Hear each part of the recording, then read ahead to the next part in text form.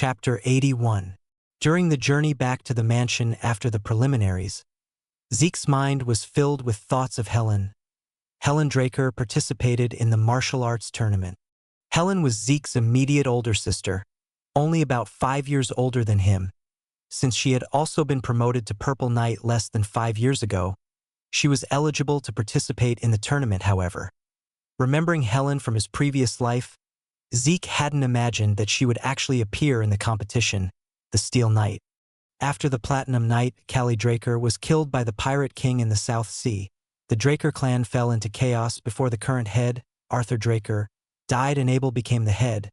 The Draker clan was divided into 2 factions, and at the center of it all was the Steel Knight, Helen Draker. After Abel became the head and the Draker clan merged with the Empire, Helen, wanting to uphold the Draker clan's will, formed a rebel army and held a sit-in protest in the Duchy of Troy. The northern camp reached out to Helen Draker, proposing an alliance to fight against the Empire, but she refused instead. She conveyed her desire to remain a pure Draker until the very end. In the end, Helen died fighting against the Imperial army led by Abel. Zeke, who was carrying out missions on other battlefields, learned of Helen's death belatedly. Still, Helen was one of the better Drakers. She had the qualities of a true knight. Among the Drakers, who used all sorts of schemes and tricks to seize power on the continent, Helen was closer to a traditional knight. Therefore, he couldn't understand why Helen would participate in the Draker martial arts tournament, which was rife with all kinds of conspiracies. Is there a reason? Like Zeke, she might be participating under Arthur's orders. He felt the need to learn more about Helen. When he returned to the mansion, Catherine from Fantas was waiting for them. She nodded after listening to Zeke. "Sir Zeke, your prediction was correct. If it weren't for Catherine's help, we wouldn't have noticed Seaman's shallow tricks," Farrell said to Catherine with a smile. "Fortunately, all 3 of us from our side have advanced to the finals. In the Draker martial arts tournament, the more people from the same faction, the better. This was because there might be competition events that required cooperation."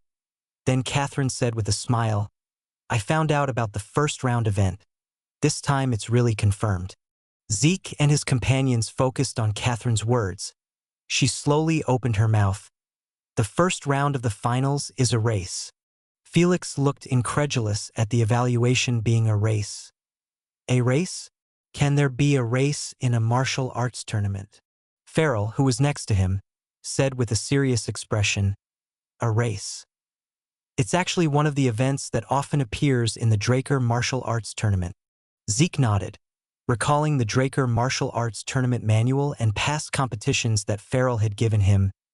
There was almost a 64% chance that the first round of the finals was a race. Felix looked even more dumbfounded. "It's a bit strange that a race is a main event, Master." Zeke shook his head. "The race they're talking about isn't an ordinary race, Felix." "Yes? What's different about it?" "A race is just a race," Farrell explained to Felix. "It's called a survival race, and it's actually a famous event in the Draker clan. I'm not from the Academy, but I heard that those from the Academy have all experienced it at least once." Zeke nodded. "That's right, Sir Farrell." Felix asked Zeke, "A survival race? What is it that makes it so famous?" "A survival race is a competition where you have to run and reach the destination." "Then isn't it just a race?" Zeke shook his head. "There's one key difference during the race. Any act of hindering your opponent is allowed." Felix's jaw dropped at Zeke's words. He realized why it was called a survival race. Anything is allowed? Ambushes, poison, open combat. It doesn't matter.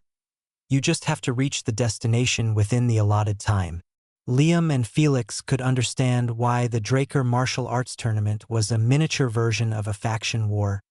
If the survival race was indeed the first round of the finals, as they had just heard, the more allies they had, the greater their advantage in the survival competition. Moreover, it would give them a significant advantage in preparing for the second round of the finals. Zeke said to Felix and Liam, "The finals start tomorrow. Manage your condition well." Felix trudged back to his room like a zombie, and Liam went up to the training room, saying he would train more. Zeke returned to his room and meditated, calmly organizing his thoughts, looking back on my past life.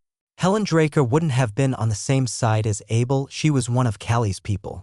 After Callie's death, Helen succeeded her faction and served as a guardian knight. He wasn't sure about the present, but for now, she could be considered an enemy of Abel and the Empire. I need to find out what Helen Draker wants. Whoosh! Helen swung her sword repeatedly in the training room until she was drenched in sweat. Then someone entered the training room. Helen. Helen lowered her sword and turned around. Callie Draker was standing at the door. She lowered her sword and politely greeted Callie. Greetings, Callie Draker. Callie shook her head as she looked at Helen. Call me sister when we're alone. Despite repeated reminders, Helen never once comfortably addressed her as sister. Unlike Zeke, who immediately called her sister when she told him to speak comfortably, compared to Callie with her long platinum blonde hair that made her look like a Valkyrie from Legend, Helen had a simpler appearance with a brown short cut. Callie asked Helen, what was your impression of Zeke after seeing him in person? Helen tightly gripped her sword. Seeing that, Callie nodded. Zeke, that child has something that stirs up a competitive spirit. It makes you want to test your skills as a knight. Helen silently nodded in agreement with Callie's words. That thrust he showed in the preliminaries was amazing. Dragon-slaying art, dragon-scale thrust. Naturally, Helen, as a Draker, also knew that technique. However, the dragon-scale thrust Zeke displayed was somehow different. Should I call it wild? It felt like that thrust could actually slay a dragon. Helen had already been promoted to Blue Knight a year ago. Although they were both Blue Knights, she thought that she, with her greater experience, would still have an edge over the young Zeke. However, the moment she saw Zeke in person, Helen abandoned that thought. He's definitely not below me. Callie approached Helen, who was lost in her own thoughts, and patted her shoulder. Zeke will be a great asset to our side. Helen, test him with all your might until you can acknowledge him. Helen nodded at Callie's words. Discussions about granting Zeke the position of Abel's guardian knight were soon to be held within the clan. The Draca clan was changing rapidly every day, being by Callie's side, even though she was a Blue Knight. Helen realized that there was not much she could do by simply wielding a sword, but she couldn't stop wielding her sword. As she swung her sword again, she thought of Zeke. Zeke, I look forward to seeing your skills. The first round of the finals was held in the city of Maracay, not far from Atlas. As Catherine had informed them, the first round was a survival race. Once again, Gareth delivered the competition announcement to the participants. Nothing special.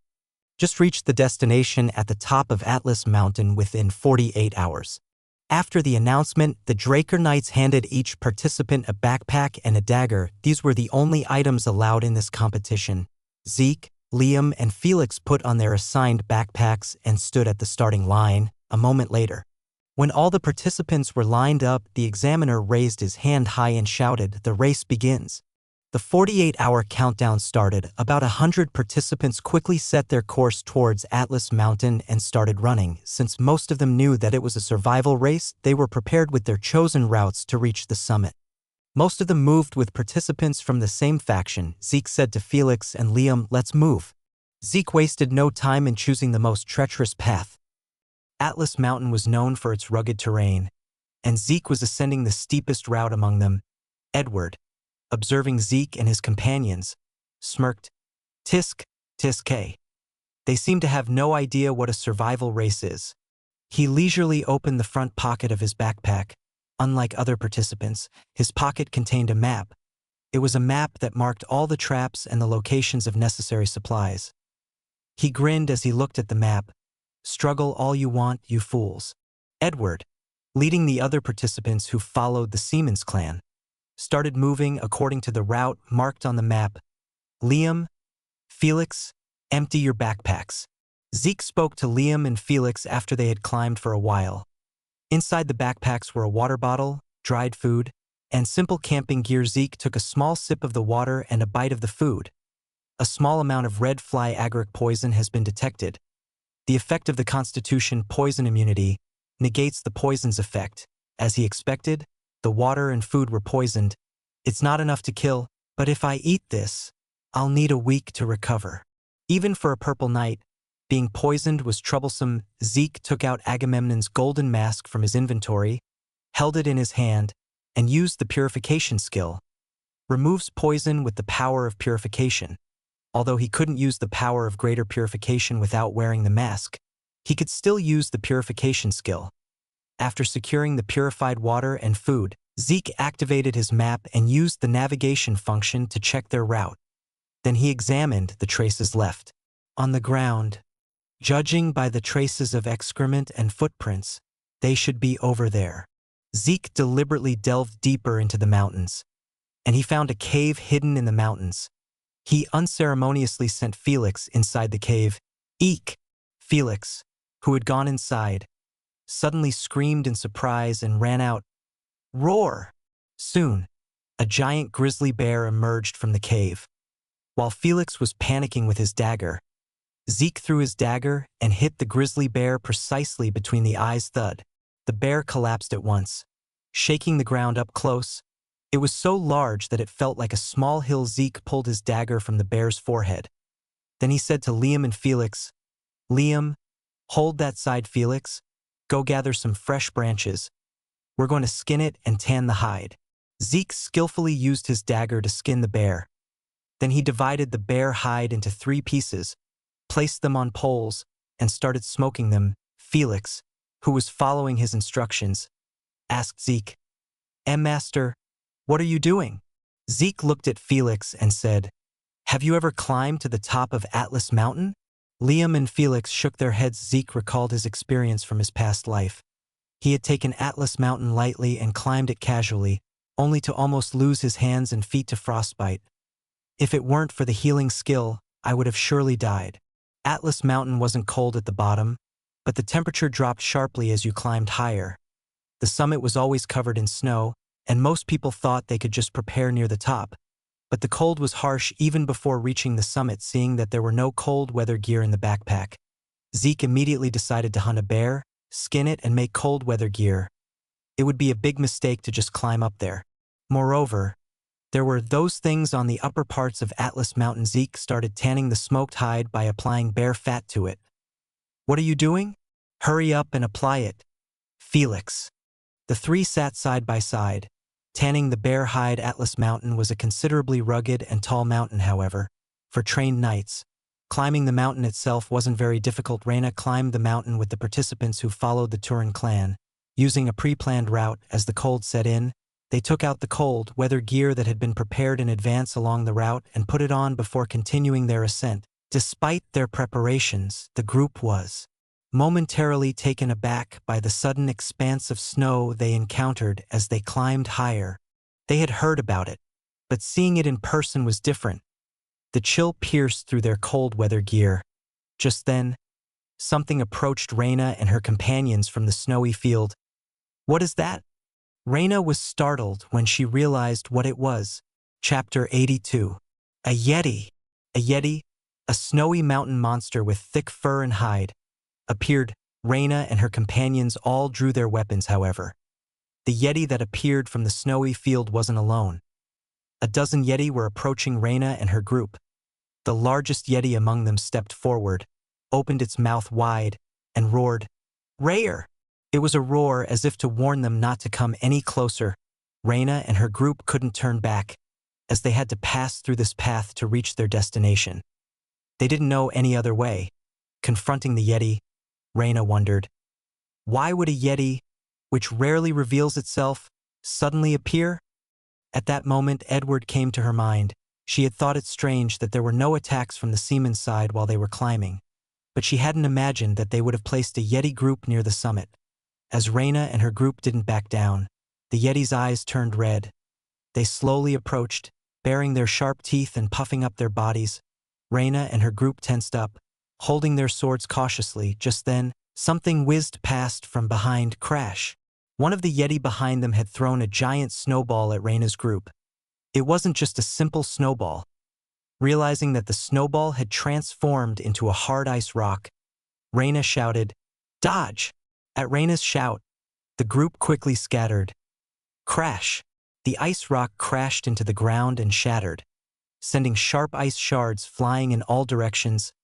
Ugh! One of the companions was grazed by an ice shard. The problem was that even a small wound could quickly freeze and lead to frostbite. Reyna ran towards her companion and poured a potion on the wound sizzle. Thanks to the potion, the wound healed, but that wasn't the end rumble. The Yeti started throwing similar ice rocks from all directions. Crash, bang, as the ice rocks, like ice bombs, fell incessantly. Reyna and her group had to keep swinging their swords to dodge and deflect the shattered ice shards. Huff, huff, in the high altitude and sub-zero temperatures, their stamina drained with every small movement. Finally, Reyna gripped her sword and turned towards the leader of the Yeti, Heir. Reyna kicked off the snow and leaped towards the Yeti leader, Turin-style dragon sword skill, charge skill, bullhorn, strike, a charge skill, developed from the dragon sword skill into a technique unique to the Turin clan. Unfolded, Reyna's sword, imbued with aura, swiftly descended towards the Yeti leader. The Yeti leader raised its arm to block Reyna's sword, thud. The Yeti's thick, abundant fur and tough hide deflected the aura-infused sword. Ugh! With her charge skill failing, Reyna suffered internal injuries and had to retreat. The Yeti leader didn't miss the opportunity. Heir! It lunged towards Reyna, bearing its sharp teeth whirl. Reyna rolled to dodge the Yeti and swung her sword again, thud. It was the same with its side. Her sword, unable to pierce the thick fur and hide, was deflected. Huff! Huff! Reyna caught her breath and retreated as far as possible. Even then, the other Yeti continued to throw snowballs at her companions. The snowy field was like a siege weapon for the Yeti. At this rate, we'll all be wiped out. To save those who followed the Turin clan, she had to retreat from here. Reyna gritted her teeth and shouted to her companions. I, Reyna Draker, will hold them off here. Everyone, escape this place. Her companions hesitated at Reyna's words, but as more Yeti approached, they had no choice but to turn back and start escaping the snowy field. Reyna continued to swing her sword to prevent the other Yeti from chasing her companions. Thwack! The Yeti struck by her sword immediately retreated and rubbed its wound with snow, and soon the bleeding stopped. Heir! Having diverted their attention from Reyna's companions, the Yeti slowly surrounded her. Maintaining a distance, they had no intention of letting her go easily. After seeing blood, Reyna was already exhausted. She gripped her sword and steeled her resolve. Even if I die here, there's nothing I can do. A moment later, one of the Yeti charged towards Reyna. She tried to swing her sword at the Yeti, but she no longer had the strength in her hands. Heir! That was when it happened. Thud! Something flew towards the charging Yeti and plunged straight into its heart. What? She looked back. A person wearing a bear hide stood on the snowy field. Even so, Reyna could recognize who he was, Zeke Draker. Zeke, who was searching for Yeti to earn points, had spotted the Yeti attacking Reyna. Zeke drew Bahamut and stood before the Yeti. Come on. The Yeti hesitated as an unusual aura emanated from Zeke. However, the leader of the Yeti had no intention of forgiving the intruders who had invaded their sacred snowy field. Heir! As the leader roared, the other Yeti, driven by fear, charged towards Zeke. Kia! Ka! Zeke's sword cleanly beheaded the charging Yeti. Thud! As the head of the foremost Yeti fell, the other Yeti were startled. Zeke didn't miss the opportunity. Whoosh! His sword flashed again, and another Yeti's head fell. With two Yeti dead, the leader at the back bared its teeth and slowly walked towards Zeke. Looking at the leader Yeti, he said, "The leader, huh? You must be worth quite a few points." Heir! The leader Yeti charged towards Zeke. Zeke swung Bahamut, enveloped in an aura blade. Slash! Unlike Reyna's sword strike, Bahamut pierced through the Yeti's fur and hide, inflicting a wound. Ka! The leader Yeti lunged at Zeke, baring its sharp teeth. Whoosh! Zeke swiftly leaped and landed on the leader's arm. Then, like an acrobat, he swung his sword from that position. Slash!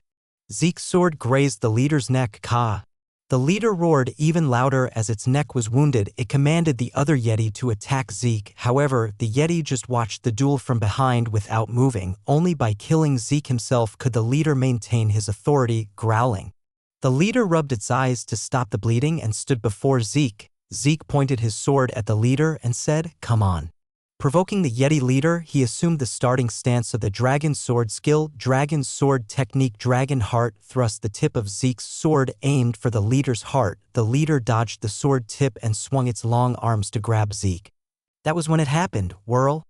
The tip of Zeke's sword momentarily swayed and changed direction. It had instantly shifted from dragon heart thrust to dragon head beheading, although it was a basic dragon sword technique because it contained the secrets of the true dragon sword art. It could create countless linking moves. The sword tip, having changed direction in an instant, aimed for the leader's neck. Dodging the leader's attack, Zeke dug into its chest and swung his sword with great force. Slash. The sword pierced through the thick fur and hide, cleanly beheading the leader. Thud. The leader's head fell to the ground. You have slain the chieftain Yeti. You have earned 50 karma points. Screech. The Yeti went into a frenzy as their leader died. They approached Zeke, baring their teeth. This was because the one who devoured the Yeti that killed the leader would become the next leader. Zeke smiled as he looked at the charging Yeti. Come on, points. Screech. Sword light emanating from Zeke's sword filled the snowy field. Slash. The aura blade enveloping his sword pierced through the Yeti's thick fur and hide, beheading them and severing their limbs. The Yeti, who had been charging recklessly, finally realized that they couldn't defeat this human. They abruptly changed their strategy and started to create distance. Zeke turned around and shouted, Felix. Felix threw the wooden spears he was holding towards Zeke. Zeke stuck several wooden spears into the ground and, pulling them out one by one, threw them at the Yeti. Whoosh. The spears, imbued with tremendous force, pierced through the Yeti's bodies. Kaya. They had created distance to throw snowballs. But the snowballs couldn't reach what they considered a safe distance. On the other hand, the wooden spears Zeke threw accurately struck the Yeti. Keek. As if realizing they would be annihilated at this rate, the Yeti started to flee, but Zeke's spears were merciless. The spears struck the fleeing Yeti in their backs. You have slain a Yeti. You have earned 20 karma points. You have slain a Yeti. You have earned 20 karma points. Messages popped up every time he killed a Yeti. Not bad. After annihilating the Yeti in no time, Zeke secured a large number of points and wore a satisfied expression. It was more than enough to compensate for the points he had spent on scrolls and ancient potions during the competition. After dealing with all the Yeti, he slowly approached Reyna. Then he took out a potion, poured it on Reyna's wounds, and fed it to her. Zeke Draker, how did you get here? Zeke said to the surprised Reyna, let's make a deal. It meant that she had to repay him for saving her life. The Turin clan, as straightforward as they were also clear about favors and grudges. She believed she had to repay Zeke for saving her. The Turin clan never forgets a favor. What do you want?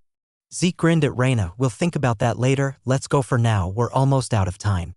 Zeke had Felix and Liam support Reyna. After walking for a while, they passed through the snowy field and reached the finish point at the mountain summit. There were already people who had arrived at the summit. Edward, along with those who followed the Siemens clan, and Helen Draker were already there waiting. Edward gritted his teeth as he saw Zeke and his companions entering the finish point, supporting Reyna. How did this happen? He had assumed that only those from the Siemens clan would survive the survival race, making it easier to proceed from the second round of the finals as soon as Zeke and his companions entered. The sand in the hourglass signaling the end of the 48 hours ran out. Simultaneously, Gareth and the Draco examiners appeared. The first round of the finals is over. 34 participants have passed. Apart from Zeke and his companions, Reyna and Helen Draker disguised as Ellen Sabrina, no one else had made it through the Siemens clan's sabotage. Edward, grinding his teeth at the sight of Zeke's group, descended the mountain. Zeke simply chuckled at Edward's reaction. Just then, Helen approached Zeke. Zeke Draker. Surprised that Helen initiated contact first, Zeke responded to her, Ellen Sabrina. Zeke pretended not to know her. I've never heard of that name, but you're quite skilled to have overcome all of Siemens' obstructions and climb all the way here. Ellen scrutinized Zeke with a gaze that seemed to pierce through him. Then she spoke, I have no interest in such childish games. She looked at Zeke with an intense gaze. Zeke Draker, I want to test your limits and skills.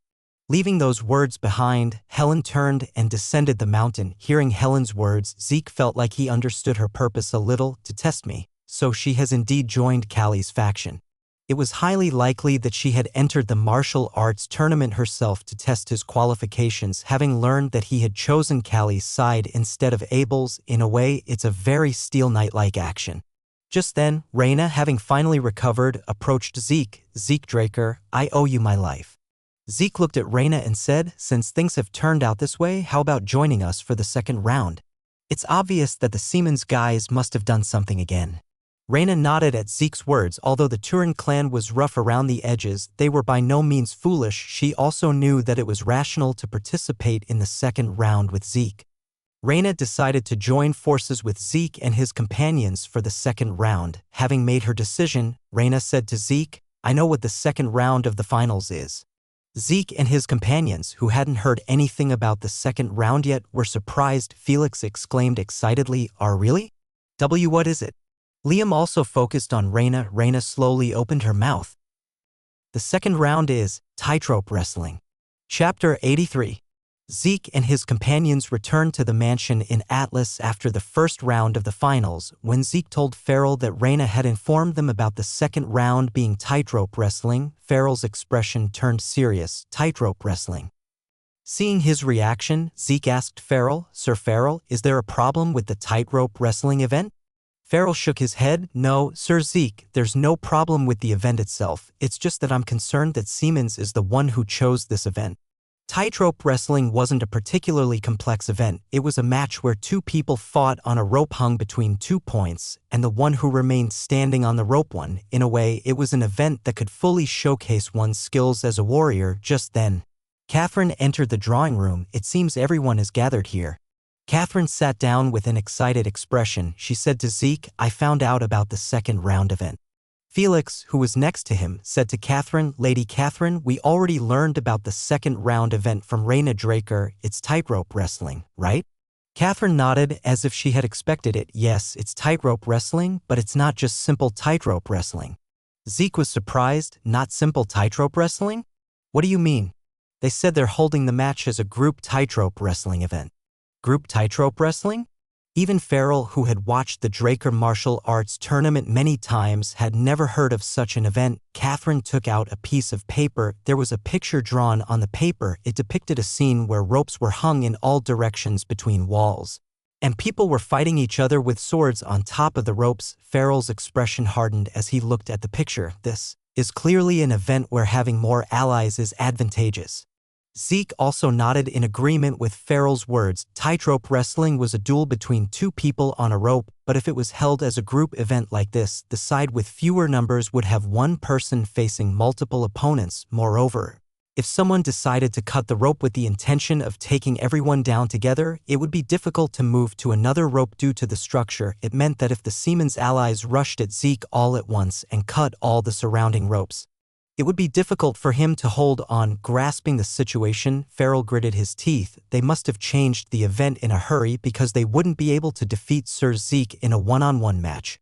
If the Siemens side had made preparations, there would surely be many other rules that were disadvantageous to Zeke and his companions in addition to this. But then Catherine unfolded her fan with a smile. "Don't worry too much, Sir Zeke." Zeke looked at Catherine with a puzzled expression. "Lady Catherine, is there another way?" Catherine said, waving her fan. "What's the point of having a patron clan if we don't use them at times like this?"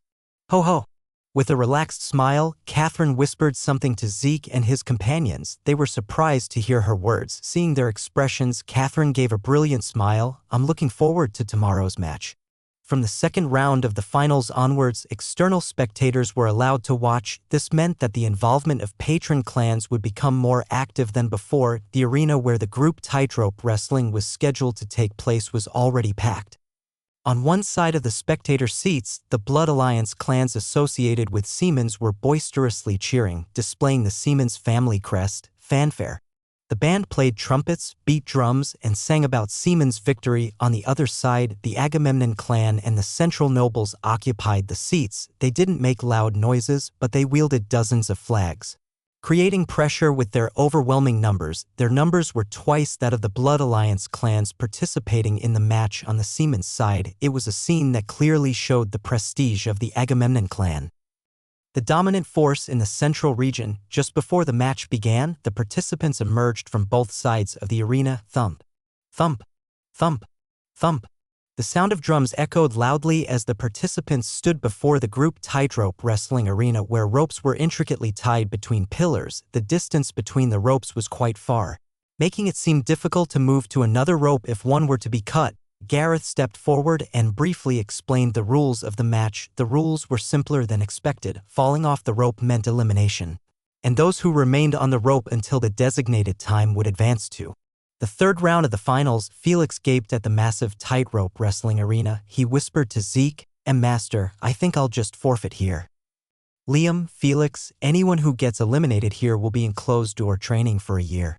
At Zeke's threat, Felix whimpered and headed towards the wrestling arena. The examiner announced the start of the match. Thud.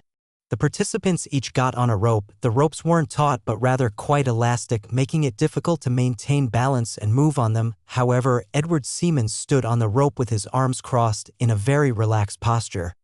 He smirked at Zeke and his companions. "This is a Siemens clan training tool. I've been playing on this since I was 5. Indeed, this rope was one of the many training tools developed by the Siemens clan for aura control. It was a pity to reveal the clan's secret training tool, but if it meant he could eliminate Zeke and Reyna here for sure, it was a worthwhile sacrifice. Zeke, Felix, Liam, and Reyna crossed the ropes and moved closer to each other. However, almost everyone else besides them was from the clans associated with Siemens. Standing on the rope, Edward shouted at them, "Go and knock them off."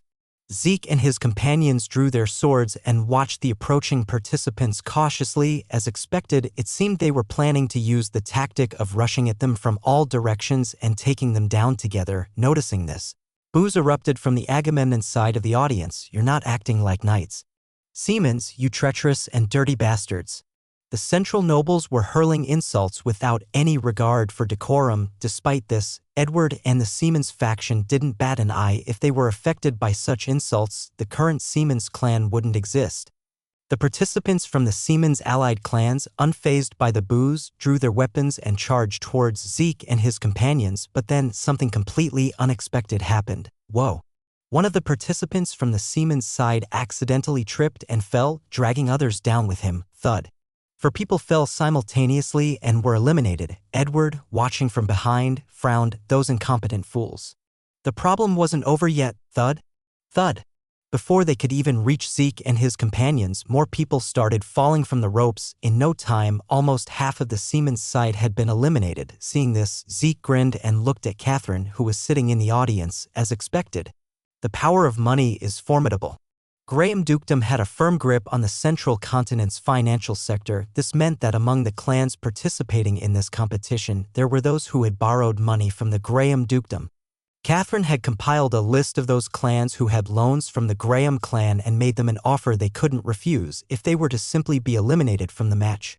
She would extend their loan terms and introduce them to new loan products with lower interest rates. As soon as she cast the bait, they took it. The clans who accepted the Graham clan's offer pretended to fall from the ropes by accident and delayed their elimination from the match. Moreover, if they grabbed another participant and fell together, they could receive benefits such as interest-free loans or exemption from fees. So there were many who grabbed their allies and fell together. Edward, seeing his forces suddenly reduced by more than half, frowned and shouted, "What the hell are you all doing?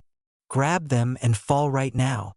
The tactic he was planning to use had been completely snatched away by Catherine. Although they were close allies of Siemens, the loan maturity dates and high interest rates were a stark reality. The clans with financial difficulties were more eager to accept the Graham clan's offer. It was a counterattack befitting the Draker martial arts tournament. Zeke grinned as he looked at the Siemens knights falling like dominoes. "This seems manageable now." With Liam and Reyna nodding in agreement, they charged forward first. Thud. Reyna used the elasticity of the rope, bouncing back and forth to jump high into the air. Then, she unleashed a powerful downward strike. Turin-style Dragon Slayer art charge skill Bull Skull Crusher Crash.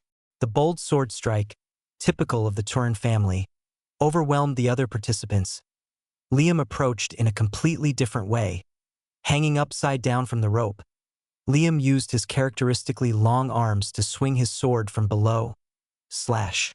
Ugh!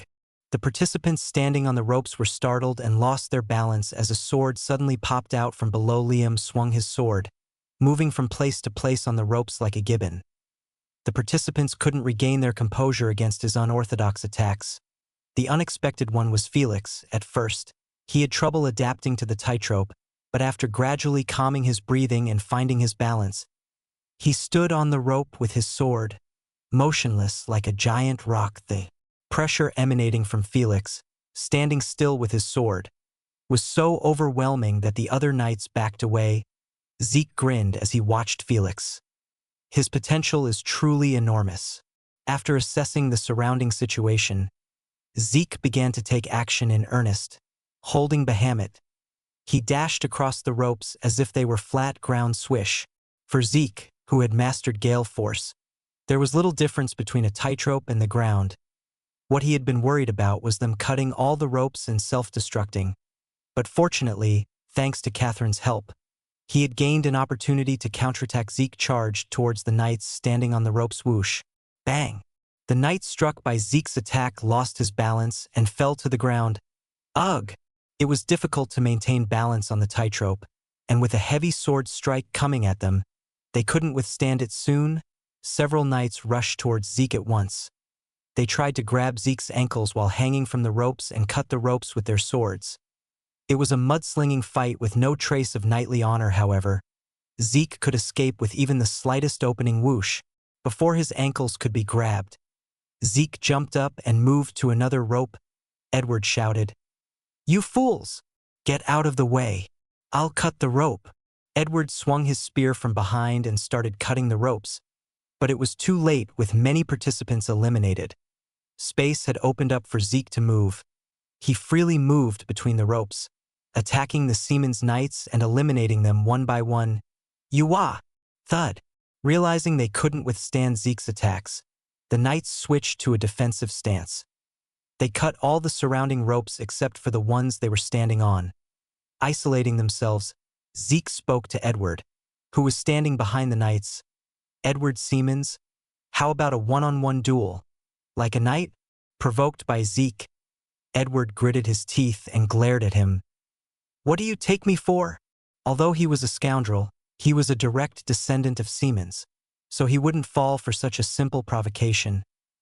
"If you won't come, I'll go to you myself." Zeke stepped on the rope and tried to jump to where Edward was. However, Edward, who had trained with tightrope walking since childhood, dodged Zeke by moving between the few remaining ropes.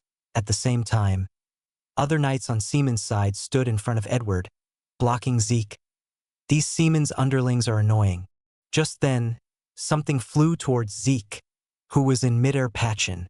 A heavy sword strike collided with Bahamut. Bang! Zeke, deflecting the impact, landed on the highest rope. Then, someone else stood opposite him, a female knight with short hair, wielding a sword. It was Helen Draker. Zeke pointed his sword at Helen Draker. "Ellen Sabrina, I didn't expect you to be on Seaman's side." He knew it wasn't true, but he was testing her. Helen, unfazed by Zeke's words, raised her sword. Wong! A clear sword cry resonated. Then she charged towards Zeke. Haa! Helen unleashed a powerful strike towards Zeke. Bahamut and Helen's sword clashed, creating a powerful shockwave. Chapter 84. Rumble. The shockwave shook the connected ropes, causing several knights to lose their balance and fall. Zeke and Helen were thrown to opposite ends, landing on the pillars where the ropes were tied. Helen took a stance with her sword, then she immediately leaped into the air and swung her sword at Zeke. Dragon Slayer art, applied form, steel technique, armor splitter. Helen swung her sword down with the force to split Zeke in half. Zeke raised Bahamut to block Helen's sword. Clang! Bahamut and Helen's sword clashed with a sharp sound. Zeke gritted his teeth at the force he felt from Helen's sword. "If it wasn't for Bahamut, my sword would have been cut." It was only because Bahamut had the indestructible attribute that it could withstand Helen's armor splitter. Haa! Zeke shouted and deflected Helen's sword. Then he immediately kicked off the pillar, lunged towards Helen, and swung his sword. Dragon Slayer art, applied form, Gale Force technique, wind cutter. The Gale Force technique he learned from Duke wasn't just a movement technique.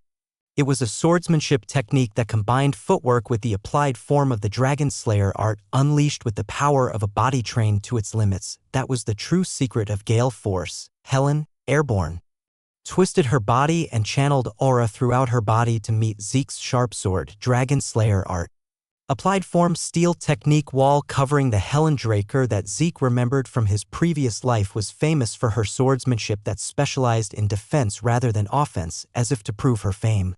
Zeke's wind cutter couldn't penetrate Helen's solid defense and dissipated. Both Zeke and Helen stood on the ropes again, facing each other with their swords drawn. All the spectators We're focused on the high-level duel between the two. As expected of Zeke Draker, he has the skills befitting the continent's best genius. Who is Ellen Sabrina? Was there another female knight besides Raina Draker with such outstanding skills? Ignoring the murmurs of the spectators, Zeke and Helen closed the distance between them just as they were within sword's reach. Clang. A loud gong rang out. The match time was over. Gareth entered the arena and declared the end of the match. This concludes the second round of the finals. The third round will proceed with the remaining 8 participants. A total of 8 participants, Zeke and his 3 companions, Helen, and 3 from the seaman's side, including Edward, would compete in the quarterfinals. Zeke and Helen lowered their swords, which were pointed at each other. After a moment of thought, Zeke spoke to Helen. "I look forward to seeing you again in the third round, Helen Draker." Helen was surprised that Zeke knew her real name. "You knew?" "Well, we're siblings, I should at least know your face." Actually, he didn't. If he hadn't seen a portrait of Helen Draker in his previous life, he wouldn't have recognized her. Helen, looking at Zeke, nodded and sheathed her sword. She said to Zeke, "See you in the third round." Zeke and Helen came down from the wrestling arena to the cheers of the spectators. The Agamemnon faction chanted Zeke's name and cheered, "Zeke! Zeke!" Zeke waved to the audience and left the arena. After the second round, Zeke and his companions gathered at the mansion and took a long-awaited break. The next day, Catherine brought news about the third round. "It's a tournament as expected." Farrell nodded as if he had expected it. Zeke also agreed with Farrell's words. With 8 people remaining, it seems they'll have a quarterfinal, then a semifinal, and finally the final. Catherine nodded. "That's right. The third round will be open to the general public. So a tournament format is the best for attracting an audience." Farrell smiled at Zeke. "If it's a tournament, Sir Zeke's victory is almost certain. There's no participant who can defeat a blue knight like Sir Zeke in a one-on-one match." Zeke tilted his head at Farrell's words. "That's a bit puzzling. I thought the seaman's side would choose an event that was more advantageous to Edward." Catherine then said to Zeke, "Actually, there's one rule in this tournament." Zeke nodded with an as-expected expression. "What's the rule?" Catherine said with a slightly troubled expression. "Well, the basic rule is that the use of aura is prohibited, and the matches are to be fought with pure physical strength." Farrell jumped to his feet. What kind of absurd rule is that? Prohibiting the use of aura? Since Purple Knights were eligible to participate, there was an unspoken rule not to use aura blade. But there was no case where the use of aura itself was prohibited. However, Zeke wasn't surprised. Catherine said to him, "It seems Sir Zeke expected this." He nodded. "I didn't think the seaman's side would hold an ordinary tournament, but I didn't know they would bring up the prohibition of aura as a rule." It was a blatant check against Zeke. A Blue Knight Edward was 6 years older than the 17-year-old Zeke, so in terms of physical growth and maturity, he was considered to be far ahead. It was the result of Edward's calculation that he would have an advantage in the match if only physical abilities were considered. Excluding aura, Zeke calmed down the disgruntled Farrell and rose from his seat. "Sir Farrell, don't worry too much. Even if I can't use aura, if I apply the traditional swordsmanship I've learned within my past life, I'll be able to overcome Edward's spear skills sufficiently." Farrell's expression brightened, and he jumped to his feet. "Sir Zeke, I'll help you train as much as you want before the match. Just leave it to me." "Thank you, Sir Farrell." After the meeting to prepare for the martial arts tournament, Zeke secretly left the mansion late at night. This was because he had received an urgent message from Kay. He secretly went to Kay's hidden residence in Atlas. The residence was a mansion of enormous scale. Kay, the boss of the syndicate that controlled the Southern Cartel, had reached an even higher position much faster than in Zeke's previous life. The first person to greet Zeke upon his arrival was Paynon. "Welcome, Master." Zeke shook hands with Paynon warmly. "Are you getting used to your new environment?" Paynon gave an awkward smile at Zeke's words. "I'm a bit overwhelmed because I've suddenly been given such a big role, but I'm learning hard so as not to be a burden." Paynon had been appointed the head of the pharmaceutical company that Zeke was newly preparing. Kay would run the syndicate in the shadows, while Paynon would handle external activities in the open. "Are there any difficulties in the preparation process?" Paynon said with a smile. "Probably Kay is having more difficulties than me." Please come in. Zeke entered Kay's office with Peinan. The office was, in a word, a mess. All sorts of documents were piled up everywhere in her office. And inside, Kay was reviewing the documents with a haggard face. Kay, what's all this? Kay looked up at Zeke. Ugh. Meeting Zeke's eyes, Kay made a strange sound and slumped down. Peinan approached her familiarly and handed her a fatigue recovery potion. Kay drank the potion in one gulp and caught her breath. Ah. Thank you, Senior. If it wasn't for this, I would have already died from overwork. It's a good thing my minor was alchemy. Since they were both mages, Peinan and Kay seemed to have decided to address each other as Senior and Junior. Kay took another sip of the potion and said to Zeke, You must be busy with the martial arts tournament? How did you find the time? I came as soon as possible because you said it was urgent. Ugh. Okay. Let's take a break. I'll have them bring some tea soon.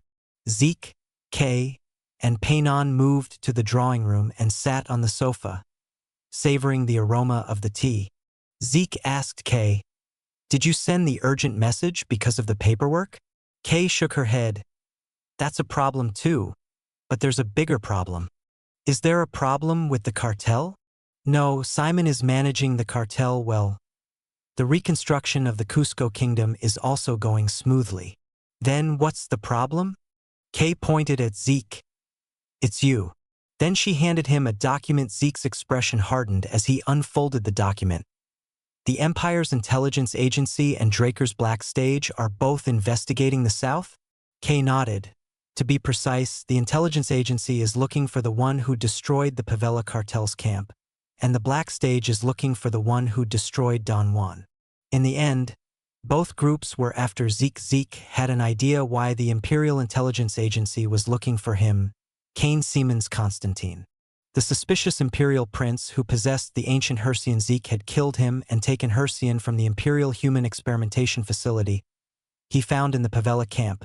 Considering he used the Imperial family name and possessed a special Hercian, he was likely an important figure in the Empire, and that would be enough reason for the Imperial Intelligence Agency to chase after Zeke. However, Zeke had no clue why the Draker Black Stage was after him. Why is the Black Stage after me? As Zeke carefully examined the Black Stage's data, Kay said, There's no need to think about why the Black Stage is after you.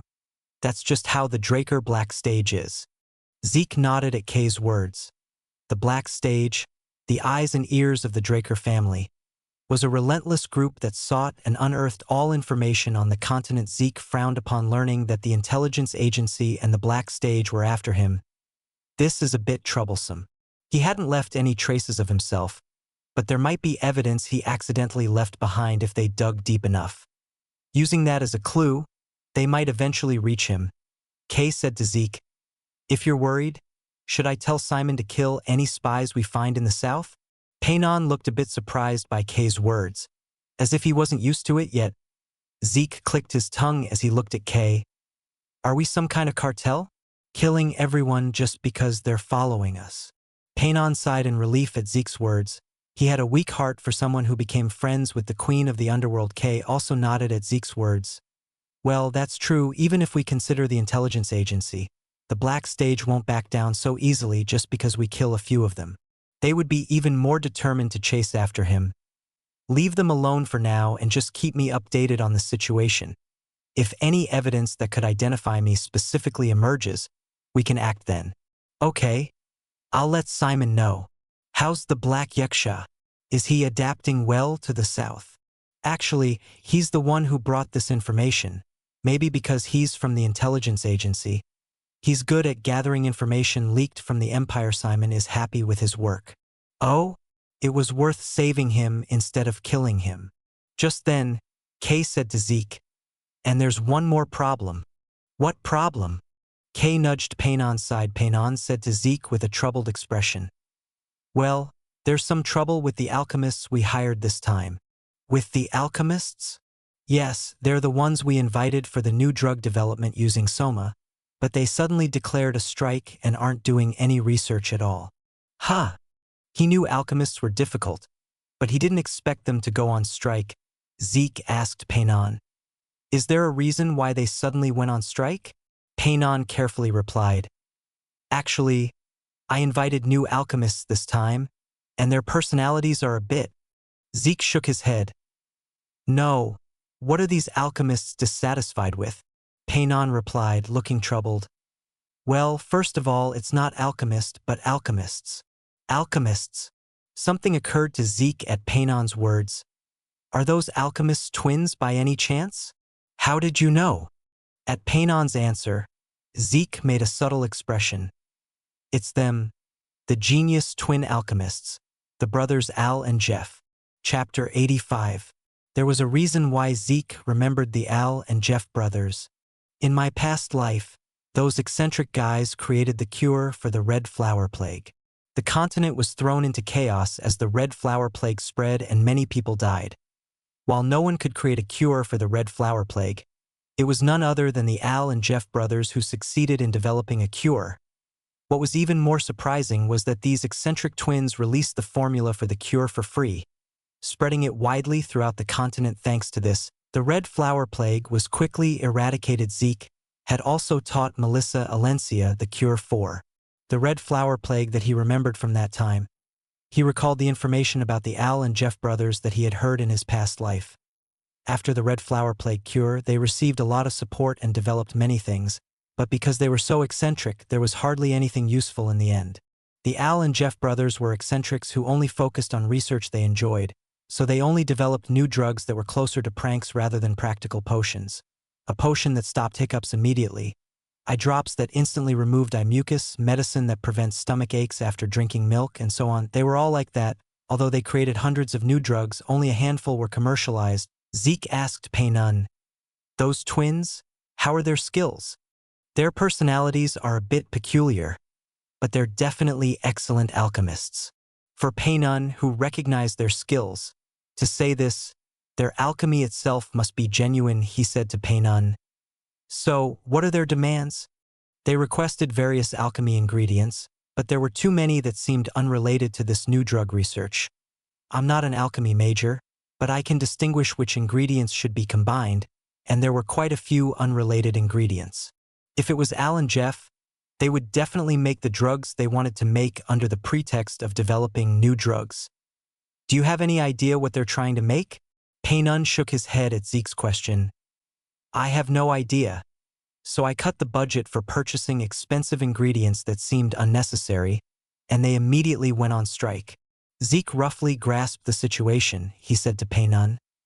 Provide Al and Jeff with the ingredients they requested. Painon was surprised. Really? It will be quite expensive. Zeke flinched at Painon's intense reaction and asked, How much will it be? Roughly, it will be about 100,000 gold. 100,000 gold? What kind of ingredients did they request to cost that much? Various things. The droppings of the golden eagle that only lives in the northern ice mountains. The droppings of the golden Komodo dragon from the swamp. The droppings of the Kraken King that only lives in the South Sea's death zone. Zeke's expression distorted at Painon's words. Why are they all droppings? Zeke pondered for a moment and then nodded. For now, provide them with everything you can get, but make sure to tell them to complete the new drug using Soma. Painon's face brightened at Zeke's permission. Okay, master. Kay, who was next to him, said with a worried expression. Are you sure you can invest 100,000 gold in those eccentric guys? If they produce a proper new drug, 100,000 gold is nothing. Zeke clenched his fist, making a cracking sound. If they don't produce proper results, I'll have to go and warn them myself. Kay broke out in a cold sweat at his reaction, and Painon gave an awkward smile. Let the Draker Martial Arts Tournament quarterfinals begin. The large arena prepared in Atlas was packed with spectators. The front was filled with flags of patron clans cheering for the participants. Among them, the large banner of the Agamemnon clan and the incredibly flashy banner of the Graham clan, both supporting Zeke, stood out the most. On the other side, the allied clans of the Siemens clan, who had gathered their connections, cheered for Edward along with a marching band. In the midst of the boisterous arena, the participants appeared. The 8 participants who advanced to the third round, including Zeke and his companions, went up to the arena and greeted the audience. Felix, who had initially refused to participate, was the most excited, waving his hand towards the audience. A moment later, Gareth appeared and announced the first match. Felix Valencia, Morton Heroes. Felix, realizing that he was first, was startled and his eyes darted around. Zeke smacked Felix on the back. Ouch. Ouch. That hurts, master. Don't dawdle and get up there quickly. If you lose, you'll be in closed-door training, you know.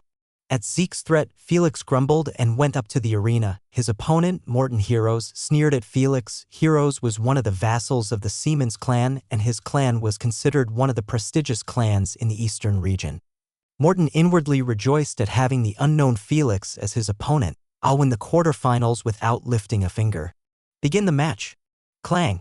The tournament match began with the examiner's gong. Morton slowly approached Felix with his sword raised. He grinned and swung his sword at Felix. Whoosh. A clean swing befitting a prestigious family unfolded. Felix slightly moved back and dodged Morton's sword. Morton smirked, so he's not a complete pushover. He adjusted his grip on the sword and charged towards Felix. Ha! With a shout, Morton swung his sword powerfully as if to cut Felix's waist in a single blow. Clang. But Felix deflected Morton's sword too easily. Morton stepped back and gave a smirk. You got lucky. Felix didn't respond to his mockery and took a step towards Morton. Unlike the light-hearted Felix they had seen outside the arena, Felix holding a sword exuded an unknown pressure. Morton flinched involuntarily and stepped back. What? Am I being intimidated by this guy?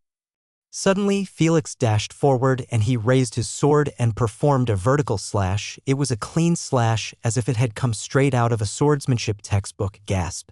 Morton barely managed to raise his sword and block Felix's sword. His wrist throbbed from the heavy blow. Felix didn't stop and swung his sword in all directions. Vertical slash, horizontal slash, diagonal downward slash, diagonal upward slash, and so on. Although they were simple slashing movements, Morton was overwhelmed by the continuous barrage of attacks without any gaps. Huff, huff. He caught his breath and regained his stance. His hand holding the sword was trembling. I am being pushed back by this idiot. Meanwhile, Felix took another half-step forward. Morton, unconsciously frightened, stepped back. As he retreated, he was cornered in the arena, confirming Morton's position. Felix raised his sword, his body bent like a bow, and shot forward. Then he swung his sword powerfully at Morton. Whoosh. Morton tried to block Felix's sword with his own, but Felix's sword sent Morton flying along with his sword. Cough. Morton flew out of the arena and fell out of bounds. Felix Valencia wins. As the end of the match was declared, Felix immediately lowered his sword and returned to his usual expression. Phew, it's a good thing the opponent was weak. I almost ended up in closed-door training. In fact, Morton Heroes was by no means a weak opponent. Felix, who had been training unconsciously among strong individuals while following Zeke, hadn't realized how strong he had become. The next match was between Raina and Liam. The two, who had competed for first and second place at the academy, were now facing each other in the martial arts tournament. I look forward to a good match. Raina Draker. Raina responded to Liam's words with a nod. After the gong signaled the start, the two faced each other with their weapons raised. However, they just stared at each other without moving. They had constantly fought each other since their academy days, so they already knew how the other would move. The audience also watched the confrontation between the two with bated breath. In the midst of the silent standoff, Liam broke the balance first. Thud. He lowered his stance and attacked Raina's legs. Swoosh. Raina leaped into the air, attempting to strike Liam's back. However, Liam's long arms bent at an odd angle, swinging his sword to block Raina's attack. Clang. The two created distance again and began to observe each other cautiously. Since they couldn't use aura, they had to swing their swords with only physical strength. Raina possessed the strength and elasticity unique to the Turin clan, while Liam could launch unpredictable attacks with his long reach and flexibility. This time, Raina initiated the attack first. As Zeke had advised her, she launched an attack utilizing her whole body's elasticity. Whoosh. An incredibly sharp sword strike, unbelievable for someone not using aura, unfolded from her sword. Liam retreated and quickly swung his sword to block Raina's attack. Then he swung his long leg for a low kick. Thwack. Raina was hit by the sudden kick attack. As her balance faltered, Liam seized the opportunity and pressed his advantage. Swoosh. He swung his sword as if to cut Reyna's waist. That was when it happened. Reyna's eyes flashed momentarily and all her muscles pulsed, exceeding her physical limits. Reyna felt as if time had stopped. What is this sensation? Liam's sword seemed to approach her slowly. Reyna dodged Liam's sword and turned her body, digging into his chest. Then she tripped Liam's leg, making him fall. Whoosh. The stop time returned to normal. Liam, lying on the ground, had an expression of disbelief, unable to understand why he had fallen. Reyna felt pain as if all the muscles in her body were screaming. She endured the pain and held her sword to the neck of the fallen Liam. Reyna Draker wins. Reyna breathed heavily, trying to catch her breath. I found a new path. The duel with Liam had become a stepping stone for Reyna's growth. Zeke, who was watching this, gave a wry smile, flash step as expected of a genius. He could see that Reyna's applied form, which earned her the title of Flash Knight in his past life, was gradually taking shape. Just then, Felix said to Zeke, "Master, senior brother Liam lost, so he'll be in closed-door training, right?" Without answering, Zeke smacked Felix on the back and slowly went up to the arena. It was his turn next. Zeke Draker, Edward Siemens. Zeke looked at the spear that Edward Siemens, who had entered the arena, was carrying. Ha, this bastard, he brought a magic spear. While preventing the use of aura, he had sneakily brought a spear imbued with magic to the duel. Zeke, who could sense mana, the source of both aura and magic, could recognize the magic cast on the spear. Edward said to Zeke, "Remember this well. Strategy ultimately trumps power." Edward was spouting nonsense, rationalizing his own petty actions. Zeke said nothing and raised Bahamut. Soon, the gong signaling the start of the match rang out. Edward shouted and charged at Zeke with his spear, HAAA. Perhaps due to the haste and strength enhancement magic cast on the spear, his charging speed and the force of his spear thrust were no different from when using aura. However, Zeke swung Bahamut towards the incoming spear with an indifferent expression. Slash. Ha! The spearhead was cut off with a single blow. Edward couldn't comprehend what had just happened, and immediately after, Zeke swung his sword at him. Whoosh. Edward tried to block Zeke's sword with the remaining spear shaft, but Zeke's sword was faster. He struck Edward with the flat of his sword instead of the blade. Quack. Trying to dodge, Edward was hit squarely on the back with the flat of the sword, let out a strange cry, and collapsed. The audience gaped at Edward, who fainted from Zeke's single blow. The examiner also barely managed to regain his composure and shouted, "Zeke Draker wins." The paramedics carried out Edward Siemens, who was foaming at the mouth and unconscious. Edward was eliminated without even being able to use the various strategies he had prepared. Zeke sheathed Bahamut and leisurely descended from the arena. Wah-aya. Zeke! Zeke! The arena was filled with cheers.